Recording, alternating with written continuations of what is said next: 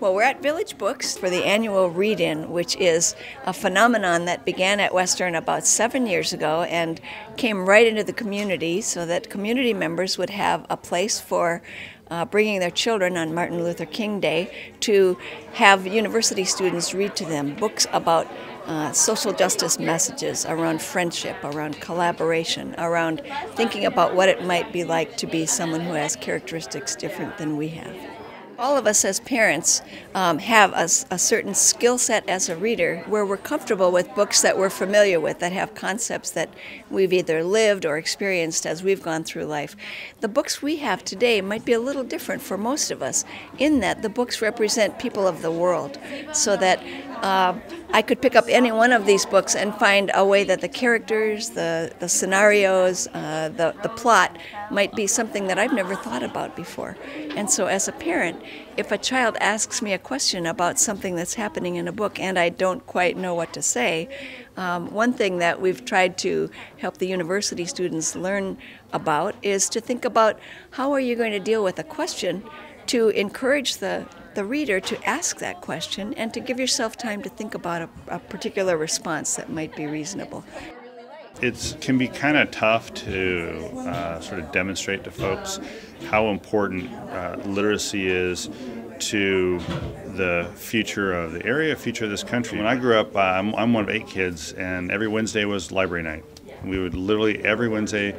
our Dad would pile us into the station wagon, literally pile us into the station wagon, and we go to the library and turn in our books from last week and get a whole new set of books for the next week, every Wednesday.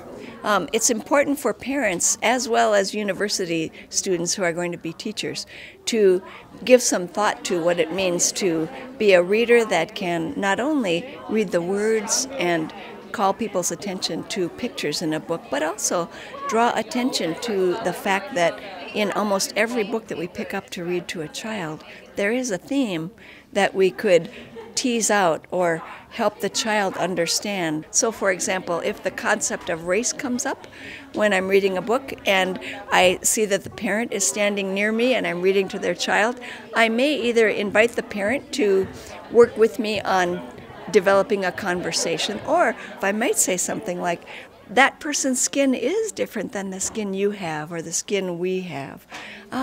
Why do you think that might be? And what do you think that character knows or does differently because they live in a different part of the world or they are working on a different kind of problem that you and I haven't even thought of before? No question is a bad question. I read a book called Monkey King to a young boy here today, and it was about this Monkey King who has all these powers and he uses them to make trouble for everybody, not realizing he's making trouble, but in the end he learns a valuable lesson and then learns how to use his powers in order to help others. I think there's a big fun factor here. Our fun begins on campus when we gather for pizza and begin looking through these books and come and almost give sort of a performance of a lifetime, which just looks like reading a book to a child. Yeah, it's really fun to see. And our students can come away feeling like not only are they experiencing something that we call service for an important day like this, but they're also thinking more about what does this mean to them and what kinds of impressions and self-learnings can I take from this simple act of reading a book to a child, and how will I use that in my life?